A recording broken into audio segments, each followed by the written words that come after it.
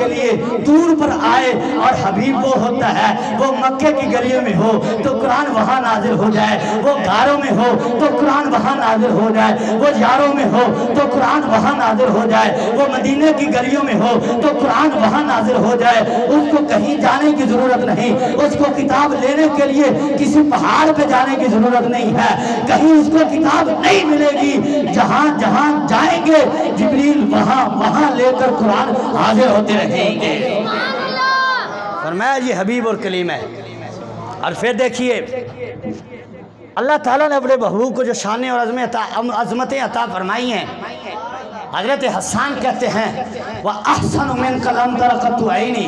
وَأَجْمَلُ مِنْكَ لَمْ تَلِدِ النِّسَاءُ خُلِقْتَ مُبَرَّأً مِنْ كُلِّ عَيْبٍ كَأَنَّكَ قَدْ خُلِقْتَ كَمَا تَشَاءُ۔ یارو حضرت حسان حضور کی بارگاہ میں کھڑے ہو کر عرض کرتے ہیں یا رسول اللہ میں نے آپ جیسا حسین دیکھا ہی کوئی نہیں ہے۔ اب سوال تصور ذہن میں آتا ہے کہ حضرت حسان نے مکہ دیکھا، حضرت حسان نے مدینہ دیکھا، اس سے زیادہ علاقہ نہیں دیکھا، کوئی دو چار شہر اور دیکھے ہوں گے لیکن ساری دنیا نہیں دیکھی۔ اب دعویٰ اتنا بھی بڑا کیا کہ حضور جیسا میری آنکھ نے دیکھا ہی کوئی نہیں ہے، تو حضرت حسان کہتے ہیں ذرا اگلا شعر پڑھو، میرے دعوے کی دلیل دیکھو کیا دلیل ہے۔ فرماتے ہیں وَأَجْمَلُ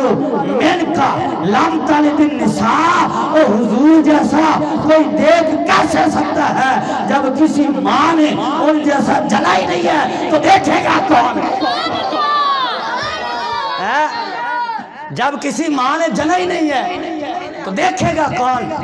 اور حضرت علی پاک رضی اللہ تعالیٰ عنہ فرماتے ہیں لم ارہو قبلہو ولا بعدہو، فرمایا میں نے حضور جیسا نہ حضور سے پہلے کوئی دیکھا اور نہ حضور کے بعد کوئی نظر آیا،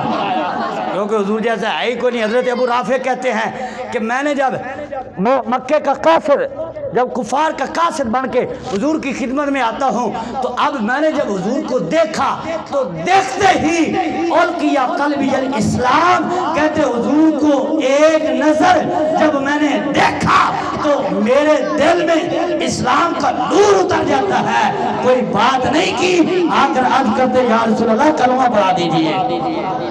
یہ حضور کی عظمت ہے، یہ حضور کی شان ہے کہ جس نے دیکھا ہے وہ حضور کا ہو گیا ہے۔ یارو حضرت عبداللہ بن سلام کو پڑھ کر دیکھیے، یہودیوں کے بڑے عالم ہیں، حضور مدینے آتے ہیں، بڑیاں خوشیاں ہوئیں، مسلمانوں نے خوشیاں کی، مسلمانوں نے گلیوں میں نعرے لگائے، بچے گلیوں میں نعرے لگاتے ہیں، عورتیں چھتوں پر چڑھ جاتی ہیں اور بچیاں گاتی ہیں طلع البدر علینا من ثنیۃ الوداع وجب الشکر علینا ما دعا للہ داعی۔ اب یہ نعرے